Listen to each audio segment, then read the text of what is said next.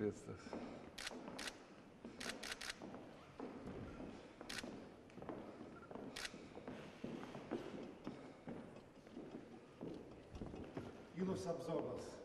Welcome. It's my pleasure to welcome you to our cathedral. After many years of serving the people from Georgia, 20 years almost, we've had services. It's been our pleasure. We're very and I'm very grateful pleased that you're here, and thank you so much for coming. And I wanted to point out one thing to you. Besides the relic of St. Nino's robe, which is very rare to be anywhere but Georgia, it was brought by the last exarch, Platon Rojdestvensky, when he left Georgia, and it's the tiny part.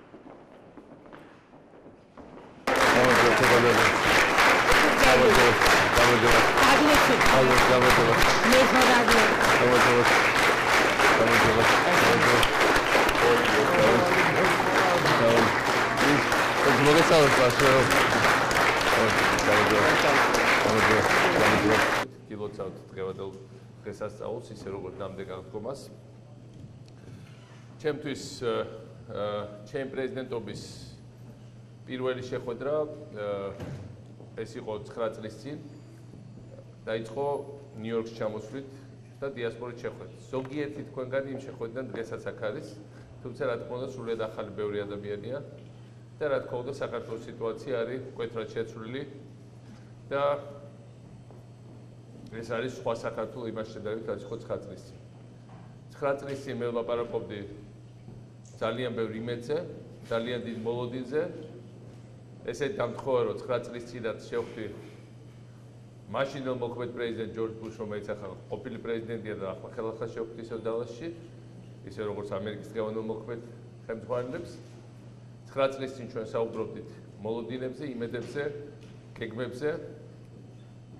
ახლა ჩვენ საუბრობთ შესრულებულ და ასრულებულ მოლოდინებზე, გადაჭარბებულ გეგმებზე, მაგრამ ასევე დიდ შესწორებაზე, რომელიც უკავშირდება ჩვენ ქვეყანას. ჩვენ გავიარეთ ერთი ციკლი ჩვენი ისტორიის და ჩვენ ახლა შევდივართ მეორე ციკლში, რომელიც არ იქნება მარტივი და ალბათ იქნება საკმაოდ ბევრი წინააღმდეგობით აღსავსე და უკვე არის. მე ვფიქრობ საქართველოს რაც გამოახდინეთ ამ 9 წელიწადში და ეს ის რომ თითოეულმა თქვენგანმა საკუთარ თავზე აქ ცხოვრება ქართველებმა, მსოფლიოში ცხოვრება ქართველებმა საქართველოს გაჩნდა მსოფლიო რუკაზე. ეს არ არის, ეს თავისთავად დროს არ მოაქვს. ძალიან ბევრი ადგილი პოსტსაბჭოთა სივრცეზე, როგორც იყო სრულ მოუსვლელში და დავიწყებაში, ასევე არის დავიწყებაში და არავინ არ იცის მათი არსებობის შესახებ.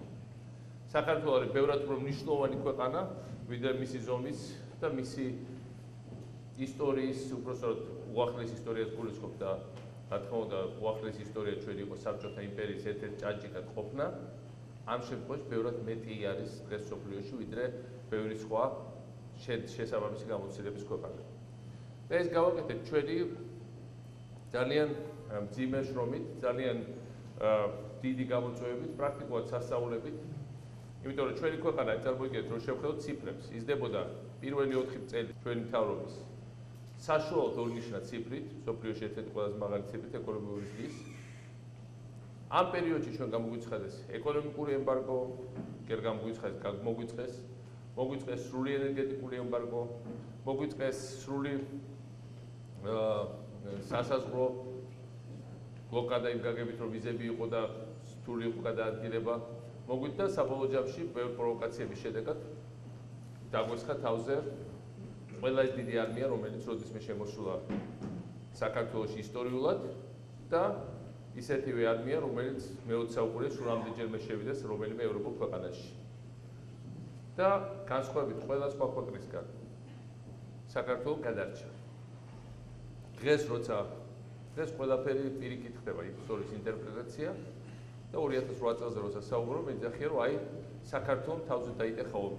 საქართველოს არ დაიტეხა ომი, საქართველოს დაატეხეს ომი და საქართველოს ყველამ ერთად გადავარჩინეთ. და ეს არის ძალიან დიდი მიღწევა ქართველი ერის, რომელიც იწვევს განსაკუთრებულ აღტაცებას და აქტუალებას მათ შორის ამერიკელების. იმიტომ რომ ამერიკელებს უყვართ მებრძოლიები, ისერები, რომელიც თავისუფლებისთვის დადგებიან ფეხზე. ესე უყვარს ყველა თავისუფლების მოყვარე ქვეყანას მსოფლიოში. ჩვენ შევქმნით ეს ყველაფერი ჩვენ ავაშენეთ ჩვენი ქალაქები პრაქტიკულად ხელახლა და ძნელია ჩათმოთვალ რომელი არ აშენდა ხელახლა თელავი, ქუთაისი, ბათუმი, თბილისი, წყალტუბო კეთდებოდა პრაქტიკულად ხელახლა, სიღნაღი და ვიშლებით ძალიან დიდი ახალი პორტის შეერთებას ლაზიკის, რომელიც რატომ დღეს სიცილს იწვევს, საქართველოს მნიშვნელოვანია, ჩვენ აუთვისებელი გვაქვს შავი ზღვისპირეთის ყველაზე სტრატეგიული ადგილი 50 კილომეტრი შავი ზღვისპირეთის ზოლის, რაც სრულიად წარმოდგენილია 21 საუკუნეში. და ჩვენ მართლაც გავხდით ძალიან საპატივცემულო მისაბაძი ქვეყანა პოსტსაბჭოთა სივრცეზე დღეს და არ შეიქმნა ორი მოდელი რეალურად. და ეს ბრძოლა ისტორიულად დამთავრებული არ არის. ისტორია, როდესაც გრძელვადი არა, ჩვენ ვართ შემდეგ ისტორიულ ბრძოლაში. როცა ისტორიკოსები დაწერენ თანამედროვე ეპოქაზე, აი იქნება ერთი მოდელი პუტინის, არალეგიტიმური მოდელი, ყოფილი საბჭოთა სივრცეზე მართვის, რომელიც საბოლოო ჯამში მიდის გრევისკენ და უბედურებისკენ და მეორე მოდელი, რომელიც ჩვენ შევქმნით საქართველოს, რომელიც დარწმუნებულია საბოლოო ჯამში გაიმარჯვოს მიუხედავად ყველაფერი სიზრუნველისა. დღეს პუტინს ალბათ გონია, რომ გამარჯვება მოიპოვა ჩვენზე. მას აი ეს არ ეგონა 2008 წელს. 2008 წელს შემდეგ მან არაერთხელ თქვა, რომ ჩვენ ვერ დავამთავრეთ საქმე. 2012-ში მათ მოუწიათ აღიარება გაზაფხულზე, რომ ჩვენ საქართველოსგან უნდა ვისწავლოთ ახლა როგორ მართვით ქვეყანა, ეს უბედვედება თქვა ორჯერ საჯარო. მათ არ ჩათვალეს, რომ ჩვენ დაგვამარცხეს. და დღეს იმ მოვლენების შედეგად, რომელიც საქართველოში გავითარდება, რუსეთში დაიწყეს ლაპარაკი, რომ აი ახლა ნამდვილად საქართველოს ჩვენ დავამარცხეთ. ამიტომ რა თქმა უნდა, ეს არის სერიოზული ისტორიული მოსახვევი და გამოწვევა თითოეული ჩვენგანისთვის. მაგრამ მე მიმაჩნია, რომ ეს ბრძოლა არის ერთ-ერთი ბრძოლა, თუნდაც ეხლა რაც ხარ 2008 იყო ერთ-ერთი ბრძოლა, ეხლაც არის ერთ-ერთი ბრძოლა. საბოლოო ჯამში ამ დიდ ომში ჩვენი მომავლისთვის, რომელიც დაიწყო 1999 წელს 9 აპრილიდან და სამწუხაროდ დღემდე გრძელდება, იმიტომ რომ ვერ შეეგუეს იმას, რომ საქართველოს დაიყოს დამოუკიდებელი ქვეყანა და ეს ომი არ არის აუცილებელი იყოს ტანკებით და თვითონ რა თქმა უნდა ჩვენ უნდა ამას ვავერიდოთ. ჩვენი ომი იყო ჩვენი განვითარება, ჩვენი მშენებლობა, ჩვენი ახალი ქალაქები, ჩვენი რეფორმები, ჩვენი ეკონომიკური წინსვლა, ჩვენი ახალი განათლების სისტემა, ჩვენი პოზიციების დამკვიდრება საერთაშორისო არენაზე, ჩვენი დიპლომატიური გამარჯვებები. ამ მეთოდებით წავედით ჩვენ წინ. მათ შეეცადეს უკან დაეხიათ, დავეწიათ ემბარგოებით, პროვოკაციებით, დაბომბებით და დიდი ომით, მაგრამ ჩვენ გავიწიეთ წინ ყველაფერით, რაც ჩამოვთვალეთ. ჩვენი რეფორმებით, მუხჩა უფრენშრობით და ჩვენი თავდადებით და სამშობლოს სიყვარულით. დღეს ამას ცდილობენ, რომ შეუყენონ წყალი. დღეს საქართველოს იდეის გადახედვა ხდება თავიდან ბოლომდე.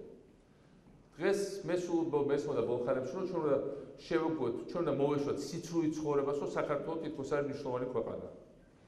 რომ ჩვენ თურმე ვერ გავძლებთ და ვერ განვითარდებით, თუ ჩვენ მანდარინებს და თუნდაც გვინოს არ გავყიდით რუსულ ბაზარზე. სრული სისულელე. იმიტომ რომ ეკონომიკურ მე მინდა რომ ჩვენ მანდარინა გვინო გავყიდოთ, მაგრამ ეკონომიკურ ციფრებში იმ განვითარების ზონაზე, რაც აქვს საქართველოს 2012 წელს მანდარინა გვინო არის 0.1%, რაც შეიძლება საქართველოს მოემართოს. საქართველოს ფუნქცია სწორედ ის იყო ეკონომიკურად და იმიტომ განვითარდა ეკონომიკურად, რომ მანდარინს და გვინოზე კი არ ვიყავით ჩამოკიდებული ხელგაწვდები. ჩვენ გავხდით ლოგისტიკური ხაბი შავ ზღვაზე. ჩვენ გავხდით ალტერნატიული გზა რუსეთის. ჩვენ გავიყვანთ ალტერნატიული რკინიგზა, რომელიც შეიძლება პირდაპირ კონკურენცია შეუქმნა ტრანსსიბირულ მაგისტრალს. ჩვენ გავიყვანეთ ალტერნატიული ენერგეტიკის ხაზები და ჩვენ გავხდით პირველი ქვეყანა არაენერგეტიკულ ქვეყნებს შორის აღმოსავლეთ ევროპაში და პოსტსაბჭოთა რომელიც სრულად ეკონომიკურად დამოუკიდებელია. ჩვენ არ აქვს იგივე პრობლემა, რაც მაგალითად ლიტველებს და ესტონელებს, მაგრამ ლიტველებს და ესტონელებს არ უთქვათ უარი დამოუკიდებლობას, მიუხედავად იმისა, რომ თრიალ ენერგეტიკულად რუსეთზე არის ჩამოყალიბებული. ჩვენ ჩამოყალიბებული არ ვართ, არც ენერგეტიკულად, არც ეკონომიკურად, არც სავაჭროდ. მაშინ რატომ თუ არ საერთოდ დამოუკიდებლობაზე, მაშინ როცა ვერც სამხედრო ძალით ვერ დაგვამარცხეს. რას ვაკეთებ? ეს საკითხი დგას დღეს. რატო ვაკეთებ? ამგვარად ბევრი რაღაცა რატო ვაკეთებ და გავგებანი. ჩვენ ქმნით, ჩვენ შევქმნით პროგრესის მაგალითად. მაგალითად, ბათუმში შევქმნით ძალიან მაგარი ტექნოლოგიური უნივერსიტეტი, რომელიც ეხლა წელს უკვე უნდა სტუდენტები მიეღო, შარშან უკვე დაუმონტაჟეთ აპარატურა რაღაც ნაწილი, წელს ბიბლიოთეკა დამოშენებულიყო და იდეა იყო, რომ კავკასიაში ყველაზე ლამაზი, ყველაზე გაბართულიყო და ყველაზე თანამედროვე შენობა, ნუ ეს მხოლოდ ნაწილი ამის თავი აიყო შინაარსი შენობა. შინაარსი იქნებოდა ის, რომ ძალიან ბევრი უცხოელი სტუდენტი ჩამოვიდოდა, სტუდენტების ნახევარზე მეტი იქნებოდა ქართველები, ამათი უმეტესობა ისწავლიდა უფასოდ, ჩამოუყვანეთ ყველა ეს საუბრის პროფესორებს ამერიკაში და აღარ იქნებოდი დამოკიდებული იმაზე, რომ ჩვენი სტუდენტი, რომელიც მოდის აქ და სწავლობს სხვა საუკეთესო ტექნოლოგიურ სკოლაში, თუ ძალიან მაგარია, დაიტოვება. თბილისში და ბათუმში თუ ისწავლებს, ბუნებრივად საქართველოში დარჩების ბევრად მეტი შანსია. ჩვენთან დარჩება ეს ტექნოლოგია, ჩვენთან განვითარება, ჩვენთან ჩატარდება ექსპერიმენტები. ეს იყო პროექტი. და ეს იყო ის პროექტი, რომელიც ჩვენ პირველი სტატია უკვე დავასრულეთ. რამდენიმე დღის წინ, სწორედ იმის გამო, რომ ძალიან მომაკვდი ამ პროექტით, იმიტომ რომ ეს იყო სიმბოლო საქართველოს მომავლის განვითარების, გამოცხადდა, რომ ამ გრანდიოზულ შენობიდან უნივერსიტეტს გამოასახლებენ და შიგ შეასახლებენ თურმე ბათუმის არაფრის მაქრის მერიას. და ესეთი რამე ეს დაახლოებით არის, რომ ახალ თავისუფლების კოშკში ნიუ-იორკში შეასახულ მანჰეტენის გამგეობა მაგალითად.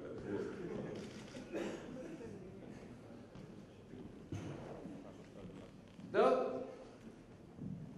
თავის 140 სართულში, ნუ ჩვენი შენობა 40 სართულია. ეს არის ერთი მაგალითი იმისა, როგორ ხდება გადახედვა მთავარი პროგრესის, რომელიც არის საქართველოში, რაც არის მიღწეული საქართველოში. საუბარი იმაზე კი არა, რომ მოდი სხვა შენობა ავაშენოთ და ჯადებას იქ შევასრულოთ ბათუმის მერია, თუმცა მერიას თავის შენობა აქვს და ეხლა რა მგონია საქართველოს ფული დახარჯოს მერიების განთავსებაში. რაც არის აშენებული, არის ორი გამოსავალ. მოდი ან დავამრიოთ, ან ფუნქცია შევუცვალოთ. და ყველა, ვისაც ეს არ მოწონს, ყველა გაჩნდეს, იმიტომ რომ მანდატებს გავყიდეთ რუსეთში.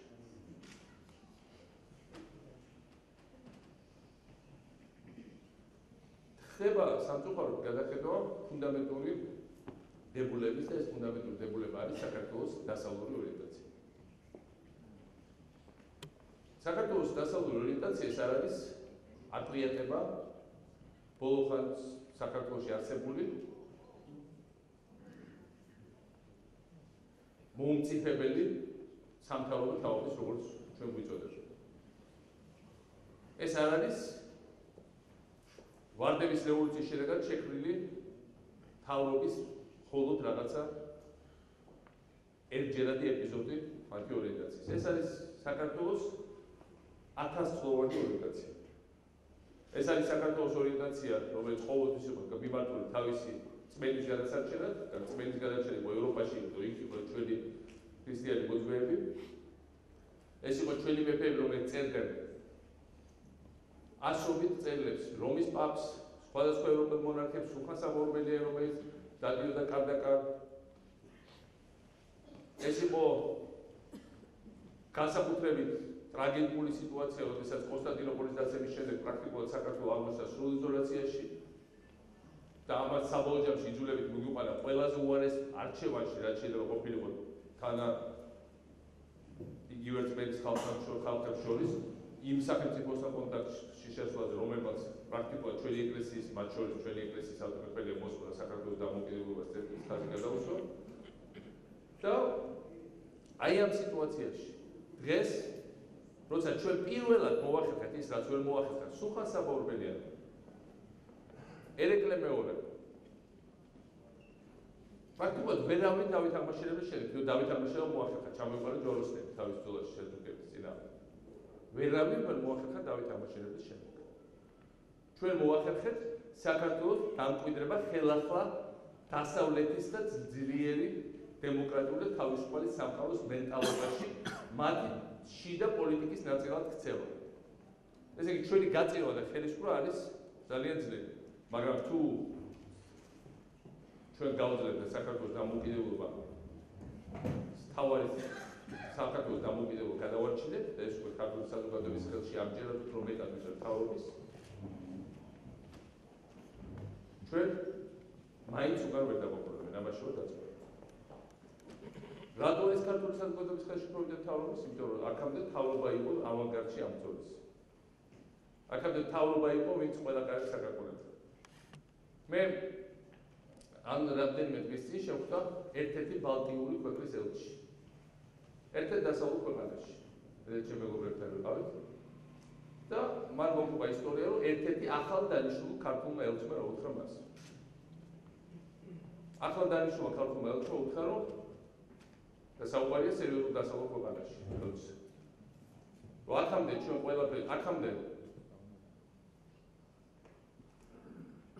ეს იყო მხოლოდ სააკაშვილის საელჩო, ახლა არის ქართველი ხალხის საელჩო და ქართველი ხალხს არ სურს მხოლოდ დასავლეთთან ურთიერთობა, ქართველი ხალხისთვის ახლა პრიორიტეტია რუსეთში, რუსეთთან ურთიერთობა, იმიტომ რომ ჩვენ ეკონომიკურად ვერ მივებები დასავლეთ, ჩვენ შეიძლება მივიღოთ მხოლოდ რუსეთს. სრული სისულელე. მაგრამ ეს არის ახლა ამოყვანილი პოლიტიკური დოქტრინის დონეზე. ეს არის ამოყვანილი ინსტრუქციების დონეზე. 2 დღის წინ შეხვდა ერთ-ერთი ასევე მეორე მნიშვნელოვანი დასავლეთ ქვეყნის საგარეო პოლიტიკური უწყების ხელმძღვანელი და მითხრა, ჩამოსულიყო თქვენი მინისტრი, კომპლიმენტი გაუკეთე, რა მაგარი რეფორმები გაატარა საქართველოს, რა მაგარი წახვედი წინ, რა მაგარი შანსი მოგეცდა ხა არჩევნებში და გააგრძელოთ ეს კურსი და მისი პასუხი იყო, რომ 20 წუთის განმავლობაში მიხსნიდა, რომ მთელი ეს ლაპარაკი საქართველოს პროგრესს და მიღწევებზე არის სრული სისულელე და სიცრუეში ცხოვრება.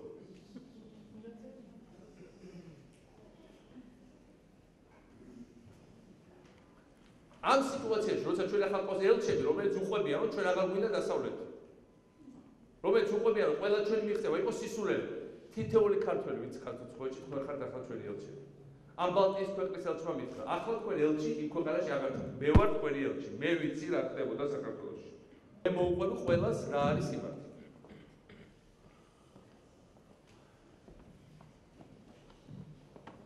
ამიტომ ჩვენ რა თქმა უნდა ვარ ძალიან სერიოზული გამოწვევის წინაშე.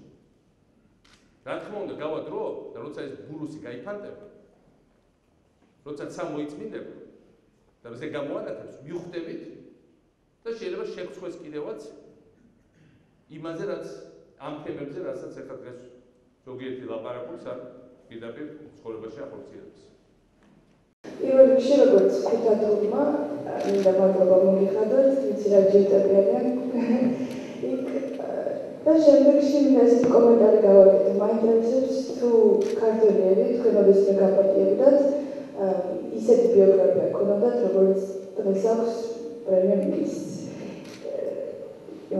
და შემდეგში როგორც მე ვარ 25 წლის და ძალიან დიდი გეპი არის.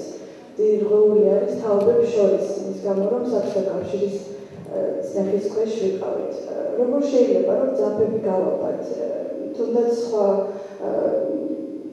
ქართული ოცნების წარმოდგენებს შორის, ისე რომ არ დაზარალდეს თავარი, რაც არის ერთიანობა. როგორ შეიძლება ეს რჩევა დიდი მადლობა.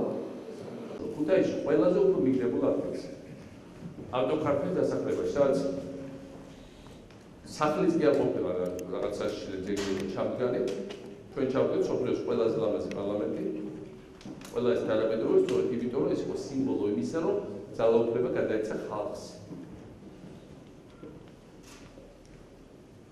ახლა ეს პროექტი არის დიდი საფრთხის და დარღვევის ქვეშ. დღეს თქვენ მართალზარდეთ, რომ დღეს გაყოფა პარტიების მიხედვით არ არის სწორი, რომ დღეს სრულიად ნათლად იყოს ის, რაც ხდება საქართველოში. ის რომ ხდება ფუნდამენტური არჩევანის, დასავლური არჩევანის ძირფესვიანი გადახედვა ფასეულობების და საგარეო პოლიტიკური დეკლარაციების და ასე მოქმედებების დონეზე. ეს არ შეიძლება არ აღელვებდეს ყველა პარტიაში ხო პატრიოტებს. მე დარწმუნებული ვარ, დღევანდელ სამთავრობო პარტიაში და მთავრობაში არის ხალხი, ვისაც არ შეიძლება არ ესმოდეს, რომ ისინი არ შეიძლება იყვნენ ამის ნაწილი. მაგრამ თუ ესმით, ახლა არის დრო, რომ ამას განერიდოთ და გაიმეჩნიოთ.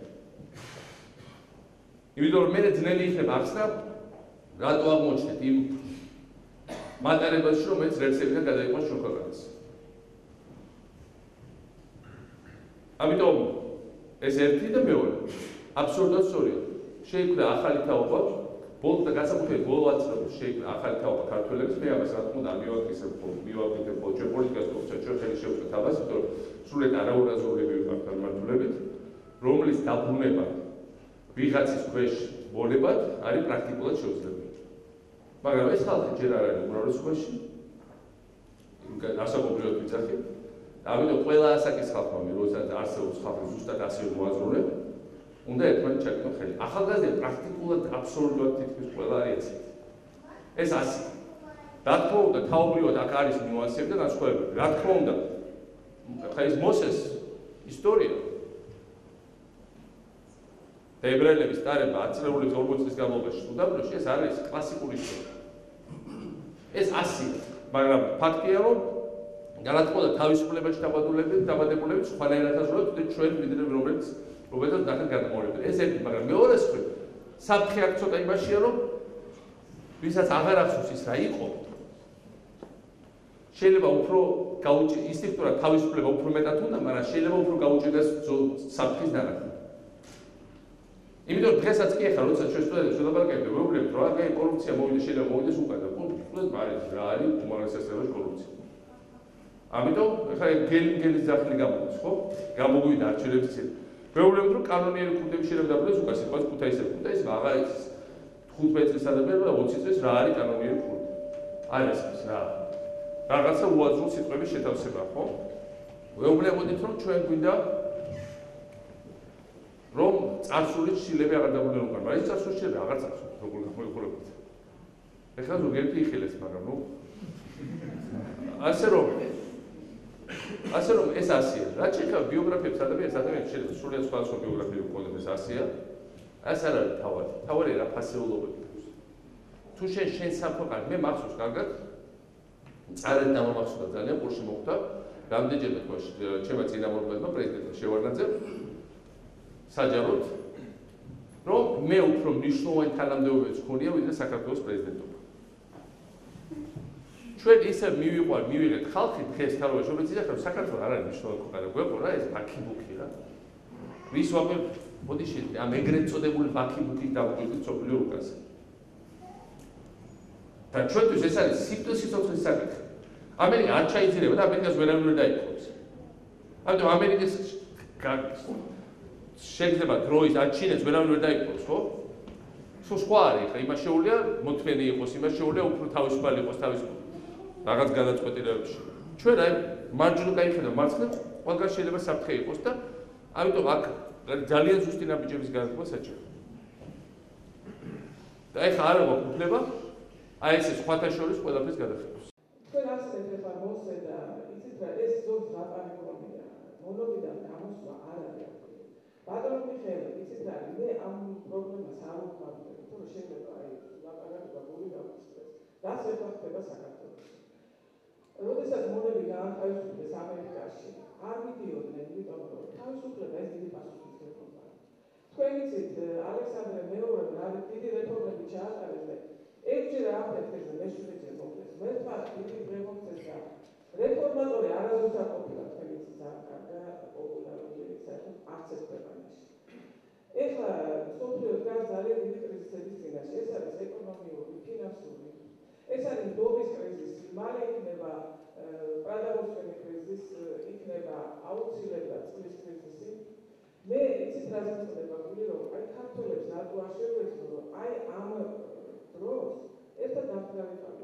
იცით თქვენ ამბობთ დამოუკიდებელი ხმა. ჩვენი პრემიერი არ არის დამოუკიდებელი, ის დამოუკიდებული არის.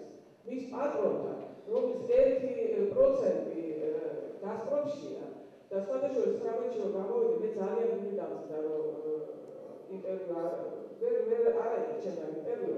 მე მინდოდა მეთქვა პრემიერისთვის, რომ სამართლიანობას ის ვერ აღადგენს. იმიტომ რომ ადამიანს რომელსაც ოფშორებშია დამალული ფულები და რომელიც არ იბეგრება, ეს ადამიანი ვერ აღადგენს სამართლიანობას და ძალიან მნიშვნელოვანია რომ ჩვენ განათლების სახლი და მერტის სახლში ვართ ახლა. და სამართლიანობას ვინც აღადგენს ის კარზე არის მოხდა. ბატონო მიხეილ ძალიან ხოთ გული არაფერზე არ დაწყვეტ, იმიტომ რომ აი ბოლო 10 წლის განმავლობაში ახლა რაც ხდება. უბრალოდ სულელი სწავლობს, არ სწავლობს, ჭკვიანი სწავლობს სულ შეცდომაზე, სულელი ვერავის შეცდომაზე ვერ სწავლობს.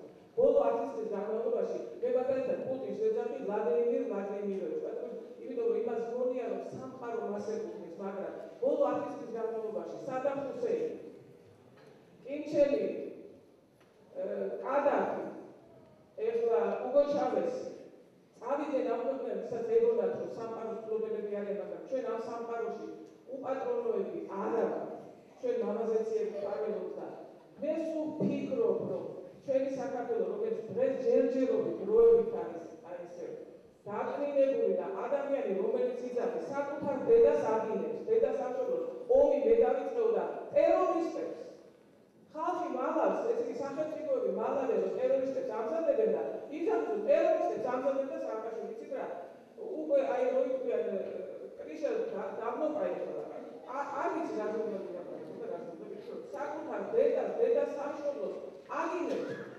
ესენი ვინ არიან ძალიან გული გვხვდება მაგრამ იცოდეთ რომ ვინც ყოველდღე დილას დგება და ფიქრობს რომ აი ჩემი ძალის აღდგომა არის ყოველდღე უნდა იფიქროთ ბატონო მიხეილ იმიტომ რომ ჩვენ თქვენთანაა თქვენ არ უნდა დაეცეთ სულ თქვენ ჩვენთან უნდა იყოთ ჩვენ თქვენთანაა ჩვენ თქვენი ელჩები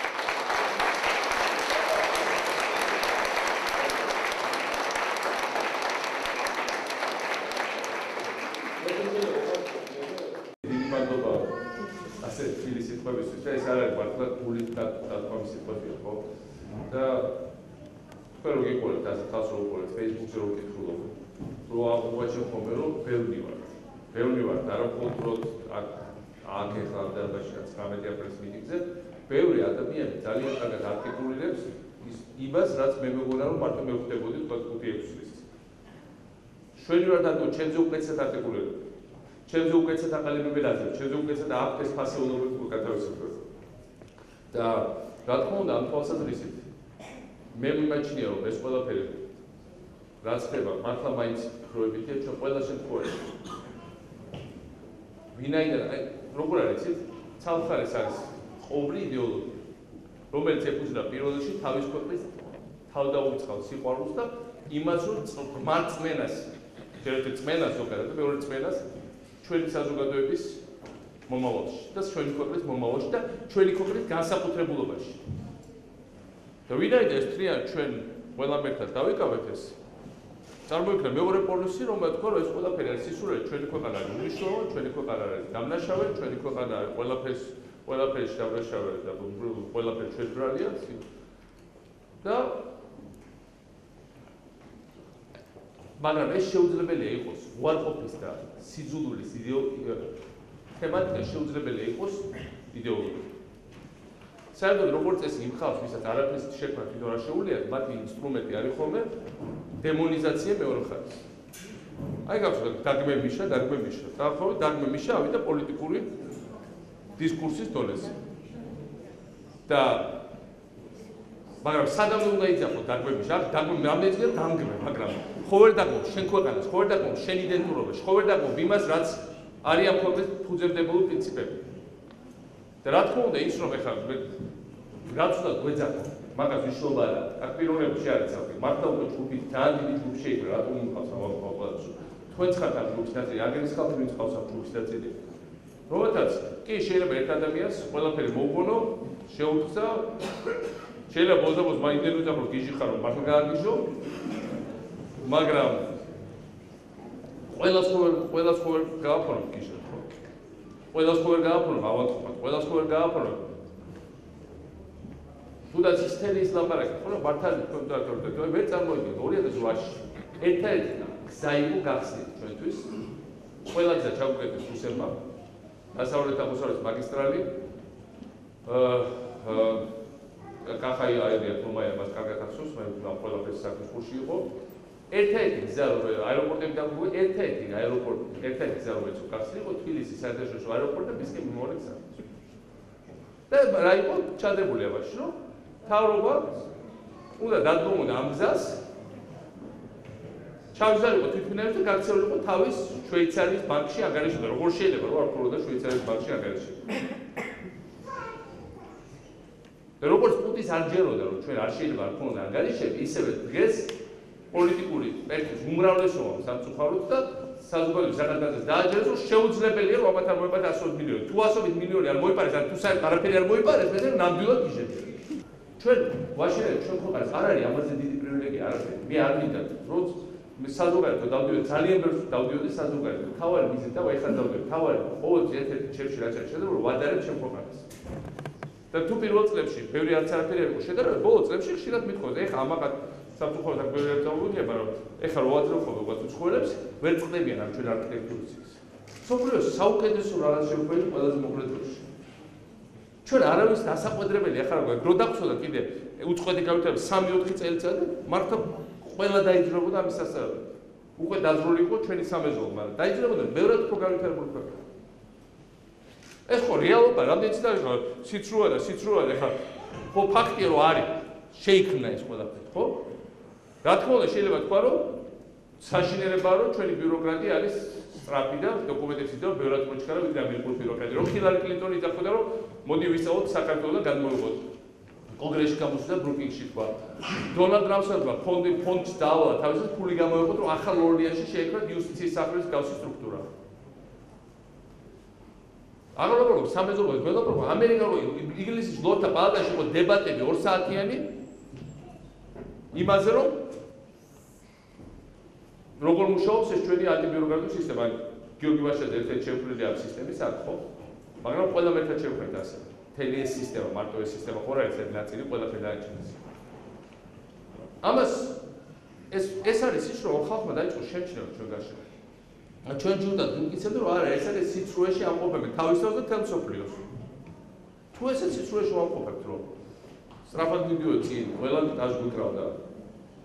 არავის ჩვენზე არც ეჭვია გქონდა. კარგი ყოფილა მაშინ სიცრუეში. ხო ესე გამოვიდა. მაგრამ სიმართლე ის არის რომ სიცრუე კი არ იყო, ეს იყო სიმართლე და ის რასაც ჩვენ გობლივერს ეს ყველაფერი არ დაუჯეროთ თქვენ თვალებს, ეს არის აი ეს ზუსტად ის სიცრუე რომელსაც აღკვირდა პირდაპირ რუსული პროპაგანდა. ეხლა როდესაც ჩვენ აბსოლუტურად სწორად ძაგ ამბობთ რომ და მანამდე იყო ეს მარტო ის ხო არა რომ ბევრი რაღაცა იყო ხო ჩვენ ყავს 200 პოლიტპატიმარი შილო კორეაზე ალოში ელაპარაკა 9-ზე პოლიტპატიმარი იმას ქვია ვინც სინდისის გამოზის და იმიტომ რომ ძალადობას არ ქადაგებს იდეებს ქადაგებს და იდეებისთვის იჭერა ხო ასეა და ეს ხალხი პირველი აქტი მათი გამოსვლისას იყო ვიღაცების ცემა რითაც აპრიორად ყოველგვარი თემა პოლიტპატიმრობის შეიძლება მოკლედ. მე მსოფლიოს შევატყობინეთ რომ ტერორისტებს ამზადებ. თან იმ დროს როდესაც ამერიკაში ეს განსაკუთრებით ქირურგიული თემაა. მსოფლიოს შევატყობინეთ რომ ომი ჩვენ დავიწყეთ, ამიტომ არ უნდა დავიწყოთ და საქმე იმაშია რომ რა თქმა უნდა სულელები აქ არავინ არ არის. და მე ხოდა შეხვედრა ცელი შეხვედრა ჟოზე ბაიდენთან და სხვათან აი ეს მათაც განვიხილეთ რა თქმა უნდა ამას არავინ არასოდეს არ აკენკავს და არ შეჭრს.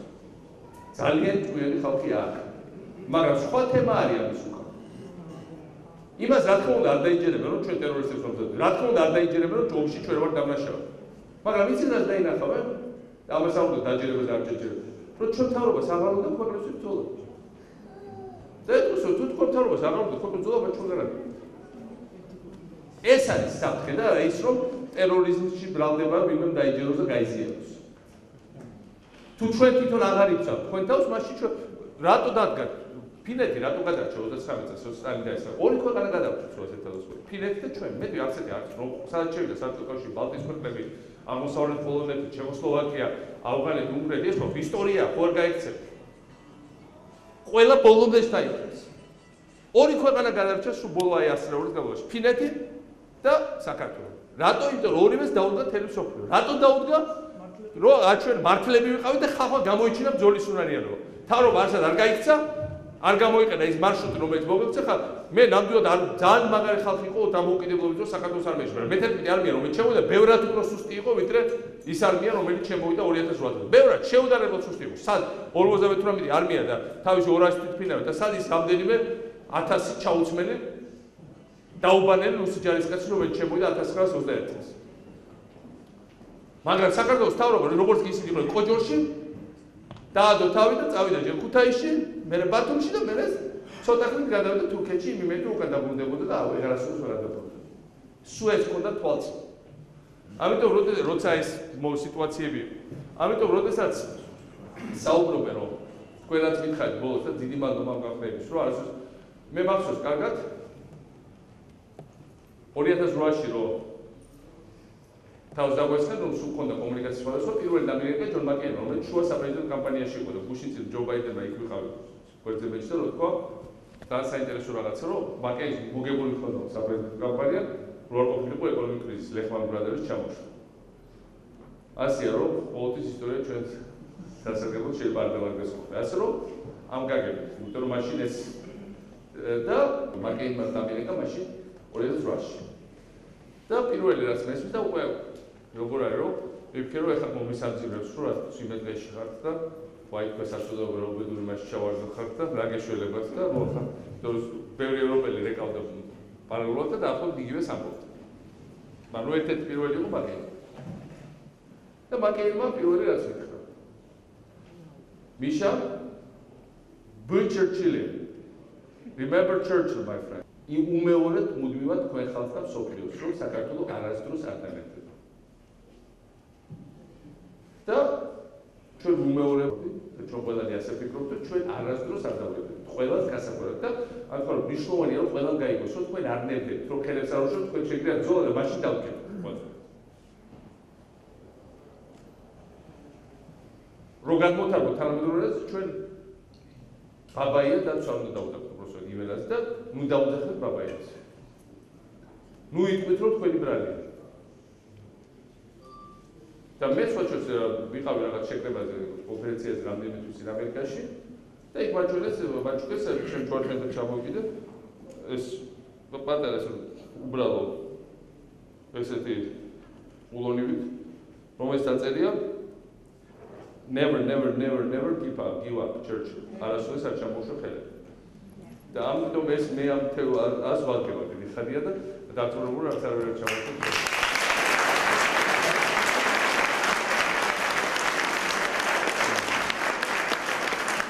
ესეთი თქვენი შეფასება მაინტერესებს. რაც პირველ ოქტომბერს მოხდა. აი 55% და რაც ჩვენ დავგარდეთ. აი 55%-ში თქვენი შეფასებით რამდენი იყო ფასეულობებზე დამყარებული ესე ვთქვათ იმედი გაცვლება და უშუალოდ იმ ხალხის ვინც რაღაც ზეპელინიზებისგან იმედი გაუზრდა და რა პროცენტი იყო უფრო მოკლებადიანი დაუშვათ ისეთი უმუშევრობა ანდა თუნდაც აი ეთიკური და შემოგდებული ციხის სამსახურით და აი თქვენი შეფასებით იმიტომ რომ ამის შევაფასეთ მაშინ ალბათ დავინახავთ როგორ აღარ შემდეგ გაგრძელებს. დიდი მადლობა. თქვენ ცნობიერად ეს ფაქტორიც იყო ჩვენ არჩევნების სამწუხაროდ. და 2008 წლის გამოჩენების პონი ქვეყანასთვის ეს ფაქტორი არ იყო ხედულობაში არ მისაღებ ჩვეულებრივი ნებისმიერი მამოჩევრით. ეს ერთი. მეორე რა თქმა უნდა დაღლობის ფაქტორი იყო, ხა ჩვენ ძალიან ჩქარა ვითარდებოდეთ.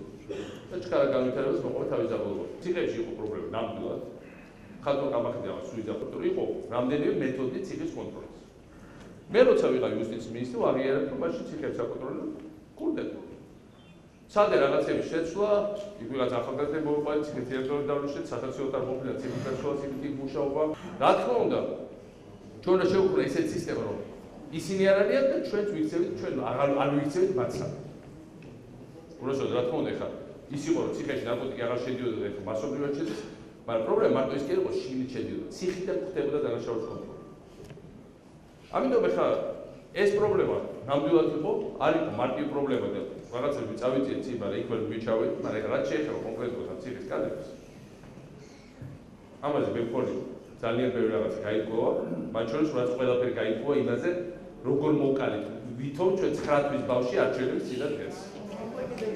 და ამან იმუშავა ძალიან პატარა. როცა ვკითხოთ, რამდენი პროცენტი იყო, მოდით დავწერთ, რამდენი პროცენტი იყო იმ ხალხის, ვინც დაიჯერა, რომ ჩვენ მოვკალით 9 თვის ბავშვი არჩევნების წინათ დღეს არჩევნების მოსაგებად.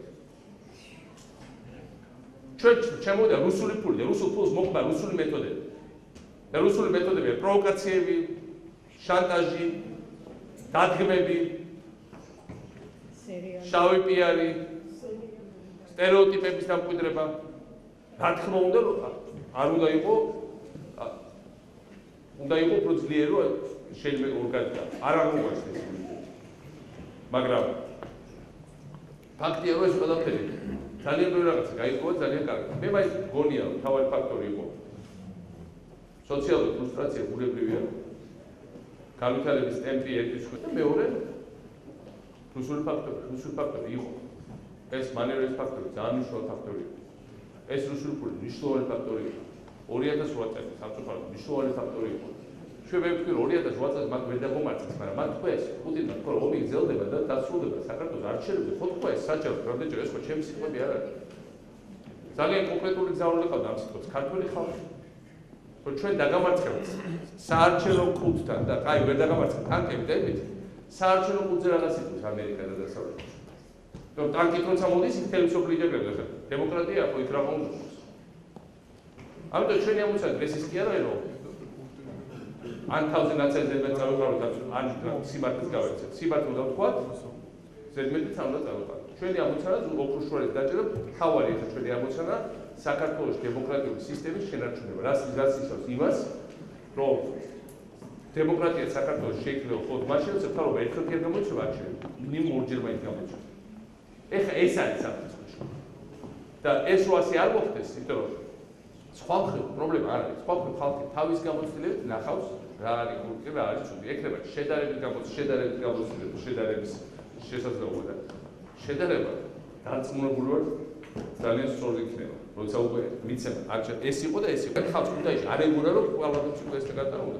ეგურა თუ ეს არის პროპაგანდა. ძალიან ბევრი ადამიანს ვინც ხმა მიცა არ ეგურა რომ მართლა შეიცვლებოდა საგარეო პოლიტიკური კურსი. ეს ეგურა ჩვენი პროპაგანდა.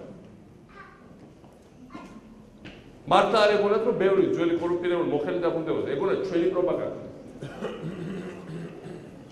ასე რომ ნახოთ ყველაფერი ჯერ კიდევ წინას.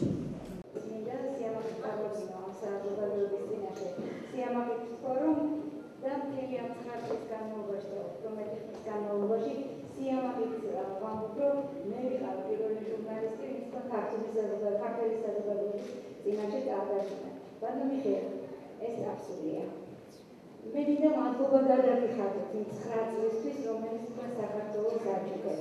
მე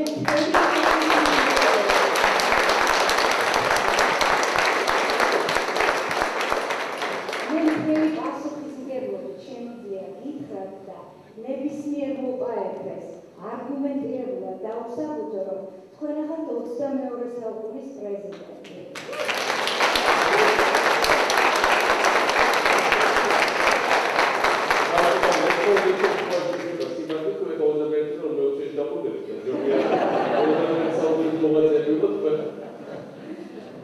ასე იყოს, როგორც ჯერა რომ არის ძალიან მე მომწონს ეგ რა შეიძლება აი ამიტომ თქვენთვის მეკითხა იცით რა გავაისწრებ ძალიან სწრაფად და ისევ იქნება არჩევნები ისევ დარდება საკითხი ქართველების წინაშე ვის უყაროს კეჭი და ვის მიანიჭებს უპირატესობა რომ მართოს მისი ქვეყანა რამდენად როგორ ფიქრობთ რამდენად იქნება ნაციონალური მოძრაობა მზად აი იმ არჩევნებისთვის რა სიმპტომებია რა შეგიძლიათ გითხრათ ეს ერთი და კიდევ მინდა გითხრათ ბატონო მიხეილო როცა აქ მოვდიოდი სხვათა შორის ეს ხალხი არ არის მარტო ის ხალხი ვისაც მამაკაცი და მიშიტებს ეძახიან მე ძალიან ბევრს ვცნობ კიდევ ასეთ ადამიანებს რომელსაც აქ მოსვლა არ შეეძლოთ მინახავს ეს ადამიანები თვალსწრებიანი აღარ მინდა საქართველო, აღარ მინდა ასეთი საქართველო, აღარ მინდა სურასაკურიას ემოციურ ნიადაგზე იყო, ნიშას გარეშე, ნიშა მოგვიტანა სინათლის სიხარული და ასე შემდეგ. მე მინდა უბრალოდ მე აი ეს მესეჯი გადმოვხდეთ. და ერთმა ქალბატონმა დამაბარა სწორედ თვალსწრებიანმა, რომ კითხეთო, ხო დაბრუნდებიანო, ძალიან მარტივია. აი ეს მინდა იკითხოთ და მიუტანო ამბავი ქალბატონს. დიდი მადლობა წარმატებებს.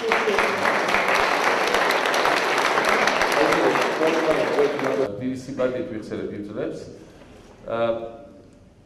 სიტყვა დაბრუნდებით იყო სიტყვა ბოლოს საარჩევნო მიტინგის დღეს გამარჯვებული უმრავლესობის. ჩვენ დაბრუნდებით იყო მათი ლოზუნგი.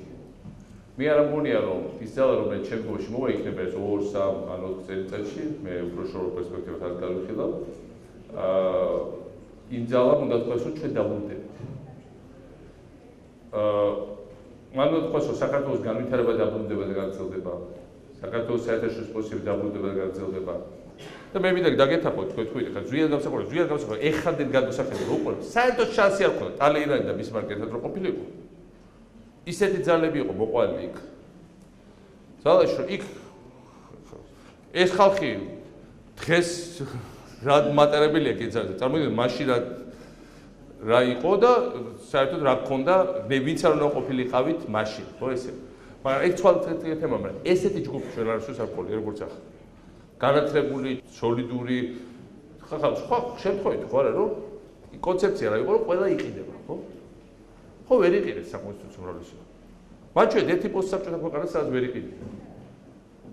ამიტომ რომ არის კიდევ რაღაცა აღმოჩნდა, შეიქმნა რაც მათ ვერ წარმოედგინათ. ფასეულობებზე დაფუძნებული ადამიანური ურთიერთობები. ეს არის ძალიან მნიშვნელოვანი რომ გვესმოდეს. ამიტომ და ის ხალხი ვინც აქ არის, ზოგიერთი მათგან შეიძლება მართლა გმირია, იმიტომ რომ ზოგს შვილს უჭერდნენ და დაუჭირეს, ზოგს თვითონ იჭერენ დღესაც.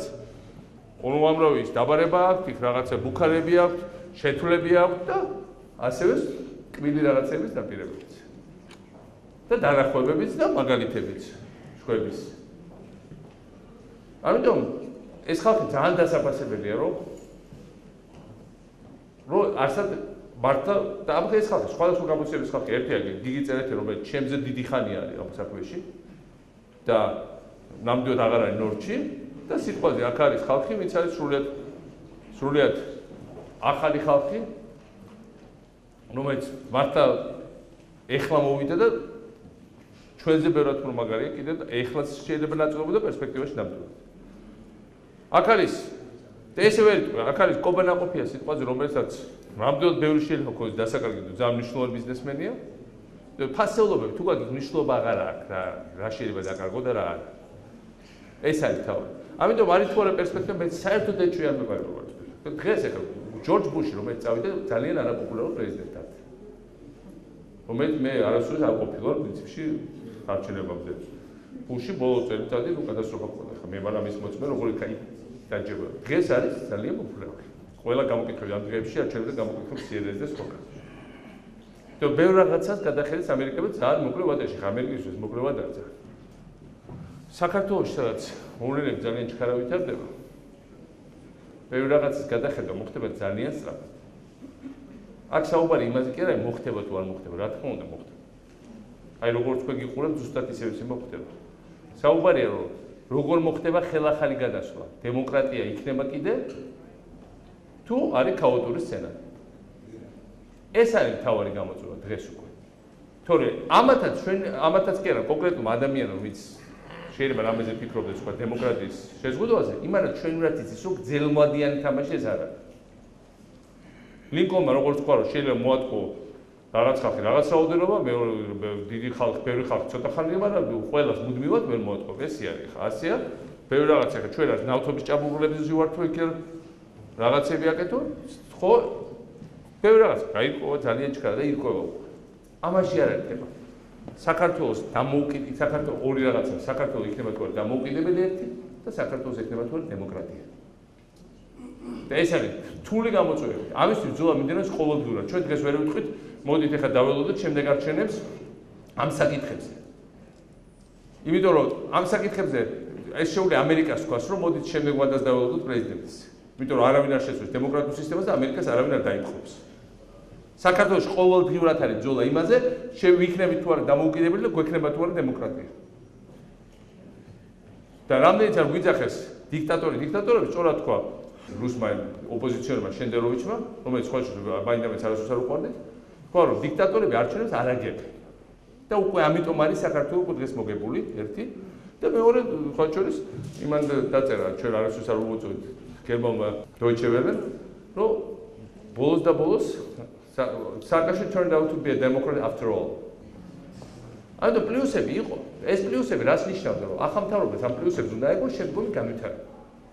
იმას კი არ ელაპარაკა მუდმივად, რომ როგორი ცუდი იყო ყველაფერი და ტყუილი იყო და არ დაიჯეროთ ეს ყველაფერს. კარგი იყო, ცუდიც კარგით, მოდი წავიდეთ წინ. ეხლა ჩვენ ხანდახან წამწდებოდა ხოლმე ენა და ვიძახოდი რომ შევარდნის დროს ესე იყო, მაგრამ ჩვენ ხო მუდმივად ლაპარაკობთ რა უნდა გაკეთებულიყო და რა კეთდებოდა. და სხვა ჯერ ნანობრო ხანდახან ის ძველიც მახსენდებოდა. იმიტომ რომ ისტორია უნდა ასწავლო, მაგრამ უნდა ასწავლო უნივერსიტეტში. პოლიტიკოსების საქმე არ არის ყოველ საღამოს ისტორიის გაკვეთილების დადება. პოლიტიკოსი უნდა გახსნას სხვა ლიდერების პერსპექტივა და ეს არის მისი ფუნქცია.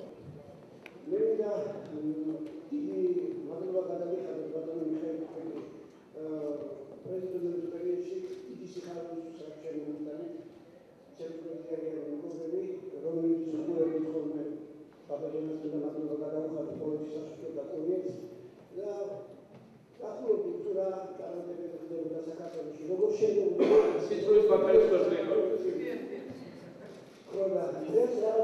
ბაბაჯანა აღარ დებს უკვე კურიერს იმართება აღარ არის უკვე ისეთი სასიხარულო გადაცემები რომ გამიხარდეთ ჩვენ რა შეიძლება რა გაიხსნა რა გაკეთდა მარტო იმას ვხედავ ეს ყოფილი პარტოკრატები ყოფილი წითელი მსახიობები ყოფილი წითელი ჟურნალისტები კინორეჟისორები რომლებმაც დიდი ბედნიერება ჰქონდა ვიწოდე ახლა ძალიან გამსახურდია მაგრამ ხე ხოდა თუ რა გაგაკეთეს მან როგორ დააგადებს თბილისს მე როგორი არის უსამართლო რეგიონი დაგმარებაში შევდივარ ზოგიერთი ერთ-ერთი ადამიანის ხოჭოს ვიწვადო თბილისის ბოდიშო გაწყვეტია ალბათ ტელევიზორში ნახეთ დიდი განცხრობა ყვებოდა ცოტა უფრო ჭაღარა შერეული რომ საკუთარი ხელი დაანგრეო შუშის ხიდს და თეატრის შენობას ქალაქში დაანგრევა ძალიან მოწონს რა ვერ გამოვიდა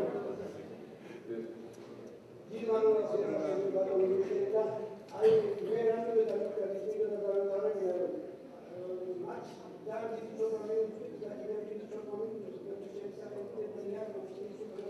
სამხედროება გამსაჯო მაგრამ მათაც ძალიან დიდი როლი იმოქმედებს ყოფილმა კაკებისგან დასვენებმა სამხედროებმა რამ ხელახლა ჩაიგდეს რომ ეს კრიმინალები მოიყვანეს საერთოდ საზარებში და ისინი მართალი და შედგენილი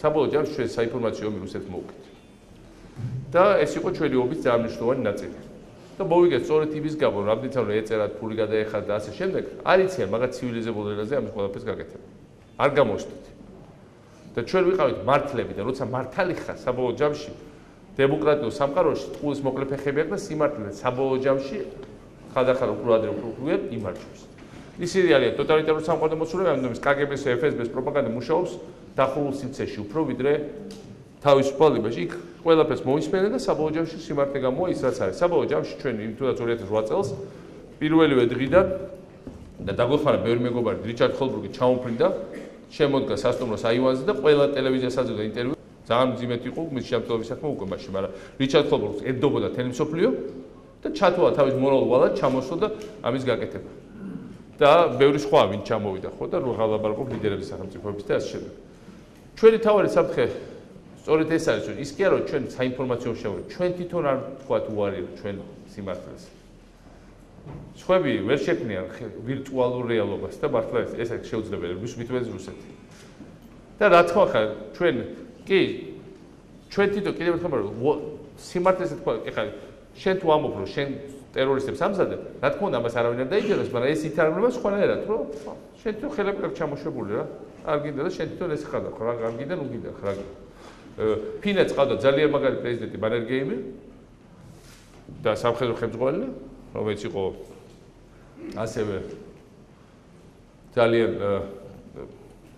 დიდი პატრიოტი თავის ქვეყნის და მიუხედავად რომ ყოფილი რუსი გენერალი იყო რუსეთის იმპერიის ამიტომ კარგად ესმოდა რუსეთის ფასი და კარგად ეცოდა როგორ შეიძლება მისი თავიდან მოშორება და მე ფინეთს ყავდა პასიკივი კეკონენი რომელთაც რამდენიმე აწეულის განმავლობაში ფინეთს განვითარება ძალიან გაყინეს და მე ეს ხაზი როც გადავიდა მე მოვიდა ახალი ლიდერების თაობა რომელიც გააგრძელა ფინეთის წინსვლა გაირკვა რომ ზოგიერთი რაღაც ნაწილი იმთავრობების პირდაპირ კგბ-ს აგენტები იყვნენ ეს უკან არ იწვით ასე რომ ერთი და იგივე შეუულია შუას მანერგეიმი და შეუულია შუას კგბ-ს აგენტები რომელიც გადაიყვანეს სწორი გზიდან თავისთავად ეს არ მეტყველებს ეს არის კარგია თუ ცუდი ლიდერობას აქვს მნიშვნელობა და მაგარიერია ფინელების ზოგადად მაგრამ მაგარი ერთსაც შეიძლება გამოირიოს სხვადასხვა ფაქტორების გამო ასეთი ხალხი ჩვეულებრივია ეს არის თავარი თორე პროპაგანდისტული საბოლოო ჯამში ხარ რომ ხარ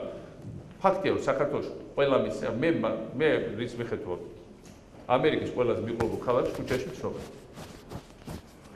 ვიდრე კი არ მეცნობ საქართველოს გაუგიათ მე ჩამოვიდი 2001 წელს 16 წლის ვიყავი და სამშობლოში სადაც მე ძალიან მიყვარდა მაგრამ სადაც განათან როგორც ვაკეთებ თამაშობდი კონდა ხოლმე ის კაპიტი ერთსაათიანი და რო გასამდრები პროგრამები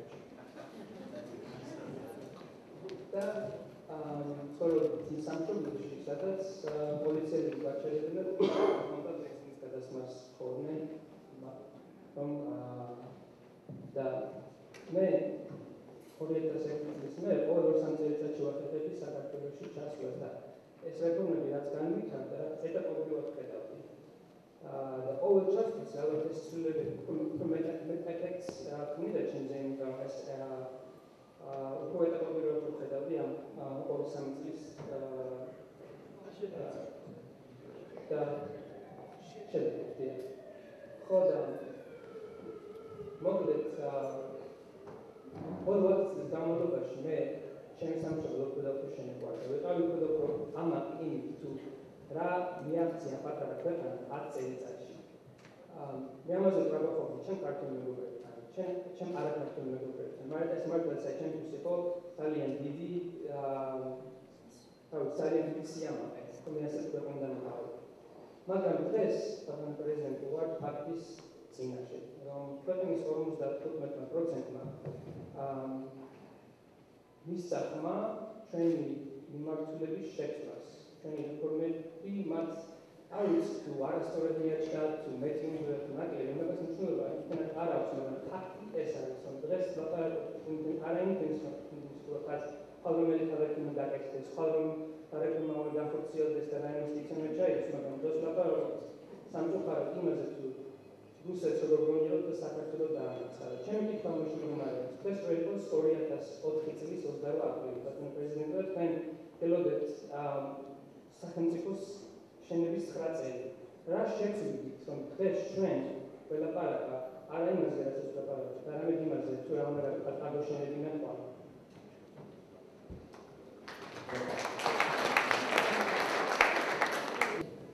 მე რას გავაკეთებდი უფრო მეტად და გავაკეთებ უფრო მეტად მობილოში ჩემგლობლებთან ერთად არის ის, რომ ბევრად მეტი ფული უნდა ჩავდოთ განათლებაში.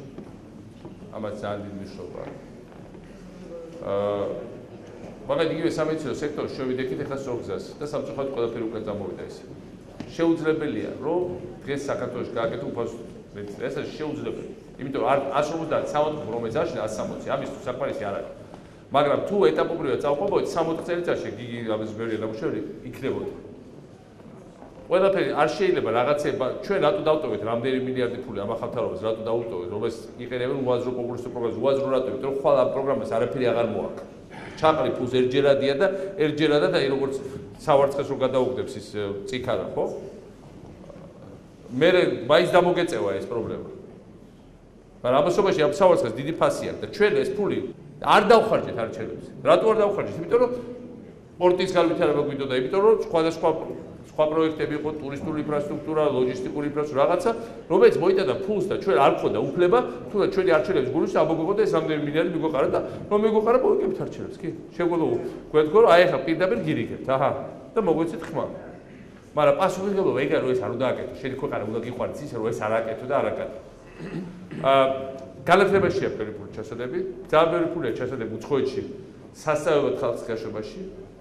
მე ჩემი გამოცდილებით მისგავში თითქმის ყველა უკან დაბრუნდა ძალიან კარგი. ჩვენ რო ჩამოვედით ფანდრასთან ერთად, ცხოვრობდით სარდამში ასტორიან ბუიში, პატარა საკმელი ქონდა, ბანანების ფული არ ქონდა მხოლოდ თვის ბოლოს. თუ $1000 სტიპენდია, ამაში ვიხდით რა $600 და რომ დააჭირე ხარ უნდა გეჭამა ხო. და კიდე ტრანსპორტში ვიხდით, ყოველდღე 1 საათი დავჭირდებოდა უნივერსიტეტში მისვლა.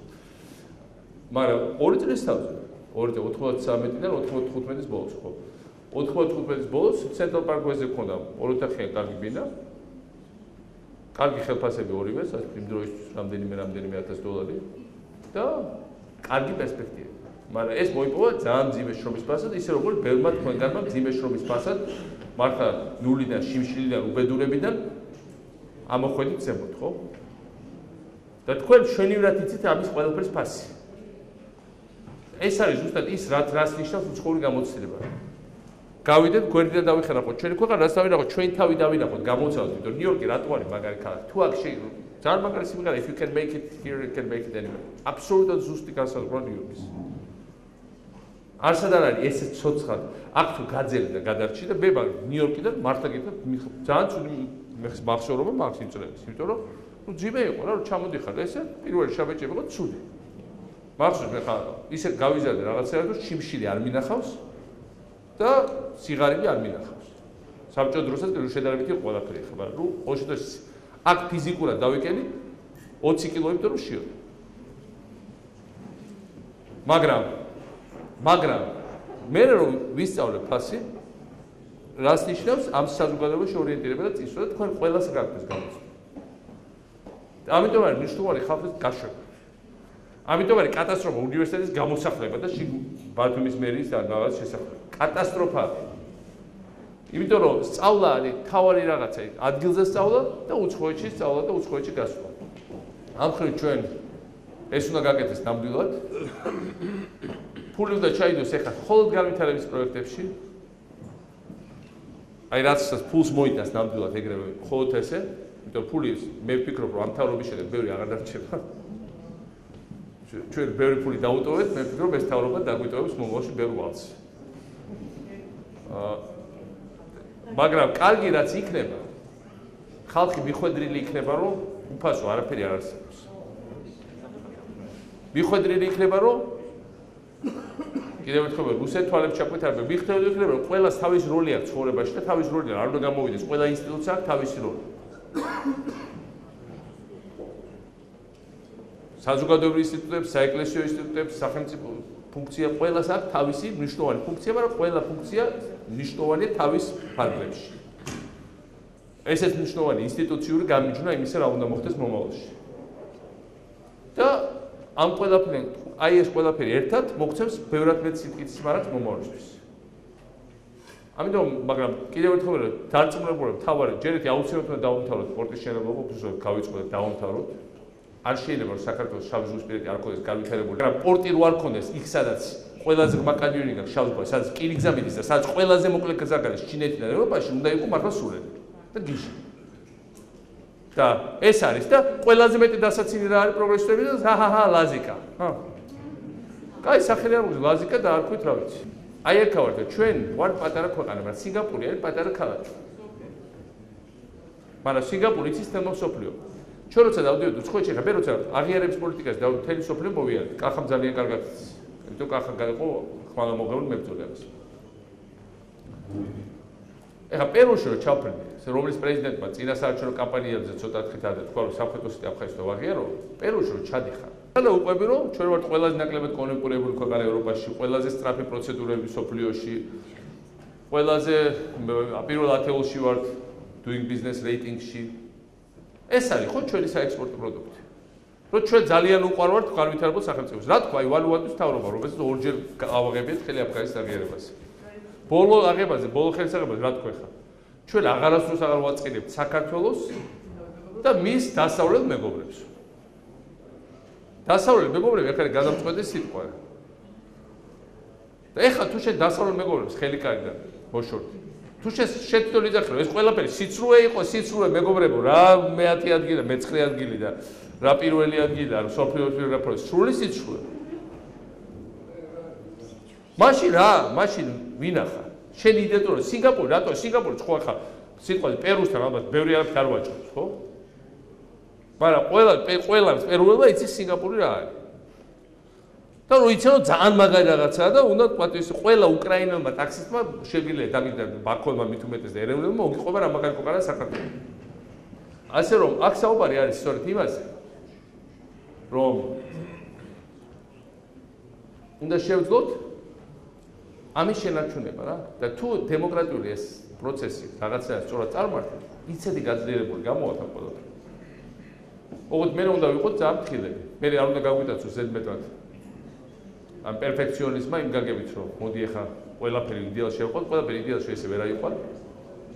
არ უნდა გაგვიტაცოს ზედმეტად უბრალოდ ის რომ ჩვენ თავი მოგწონდეს მარტო, უნდა ისეთ ბევრად პრაგმატულები უნდა ვიყოთ, ასე ვიტყოდი. და ბევრად პრო ორიენტირებული მომავლის შედეგებზე და მათ შორის ჩქარ შედეგებზე, იმიტომ რომ ერთი რამე რაც ვისწავლეთ, რომ მხოლოდ ძელვადია შედეგებზე გათქვა, ახლა სინგაპური ხო არა ვართ, ჩვენ ხალხს დღეს უნდა კონკრეტული შედეგი. ეს გაკვეთილი მეგონი კარგად ვისწავლეთ. და ჩემთვის დებატია მოგესალმოთ ამერიკის და სოფლიოს ყველაზე დიდი ქალაქში. მე როგორც გითხარით ახლა ფილადელფიიდან გახლავთ ცხოვრება და ცნობილია, რომ ფილადელფია არის ამერიკის სახელმწიფო ევროპის საცეცის დედაქალაქი. დაიბადა ფილადელფიაში ამერიკა სახელმწიფოური აზროვნება ჩამოყალიბდა. და ჩვენ როგორც ვატყობთ საქართველოს ვაკრია სახელმწიფოური აზროვნება. და აქედან გამომდინარე თქვენი აზრი მაინტერესებს, მოგეთ თქვენ ახსენეთ ამის შესახებ, როგორ შეიძლება ეს თქვათ სიტუაცია შეიცვალოს, როგორ შეიძლება საქართველოსმა დავიწყოთ სახელმწიფოებრივი აზროვნება, არაკვეთრების პროპაგანდას. შემდეგ მინდა ვთქვა, რომ მე ფილადელფიაში ბევრი მეგობრები ერთად იკრიბებით საუბრობთ და მეჩხუბებიან. რა ვქნათ, როგორ მოვიქცეთ, რა გავაკეთოთ, რომ სამშობლო არ დავკარგეთ, რომ დასაბუთებელი აღარ დარჩეს ქვეყნებმა არქნას. ძალიან შეწუხებულები ვარ. ხო და აქედან გამომდინარე მე მინდოდა შეკითხვა დამესვა, როგორ შეიძლება გავერთიანდეთ ნაციონალურ მოძრაობაში, რომ თქვენ ისედაც თქვენ გვერდზევათ, რომ მაგრამ უფრო ახლოს ვიყოთ, რა შეგვიძლია ჩვენ გავაკეთოთ ამ მიმართულებით და როგორ შეიძლება გამოვადგეთ ჩვენ ხალხს, ჩვენ ქვეყანას, ჩვენ საქართველოს. დიდი მადლობა.